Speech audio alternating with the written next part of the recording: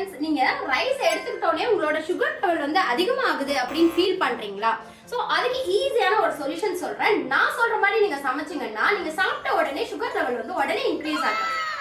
இந்த மாதிரி யூஸ்ஃபுல்லான ஹெல்த்தி டிப்ஸ்க்கெல்லாம் நம்ம சேனலை ஃபாலோ பண்ணிட்டு பாருங்க. நம்ம ரைஸ்ல கார்போஹைட்ரேட்ஸ் அதிகமா இருக்கறனால தான் நம்ம சாப்பிட்ட உடனே இமீடியட்டா வந்து சுகர் வந்து நமக்கு ஸ்பைக் ஆயிடுதுங்க.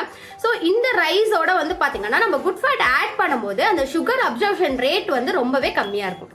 குட் ஃபேட்டா அதுக்கு நான் எங்க போறதுன்னு கேட்காதீங்க. நம்ம கிட்ட இருக்க அந்த நெய் வந்து பாத்தீங்கன்னா ஹீட் ஆகும்போது அது குட் ஃபேட்டா கன்வெர்ட் ஆகும். ஸோ எப்பவுமே நம்ம ரைஸ் வேக வைக்கும் போது ஒரு ஸ்பூன் அளவுக்கு நம்ம இந்த மாதிரி கீ ஆட் பண்ணோம்னா உங்களுக்கு குட் ஃபேட் வந்து இதோட ஆட் ஆயிடும். இந்த மாதிரி சாப்பிடும் போது வந்து பாத்தீங்கன்னா சாதமும் நல்லா வாசமா இருக்கும். அது மட்டும் இல்லாம நம்ம சுகர் வந்து பாத்தீங்கன்னா இமீடியட்டா உடனே போய் பிளட்ல கலக்காதுங்க.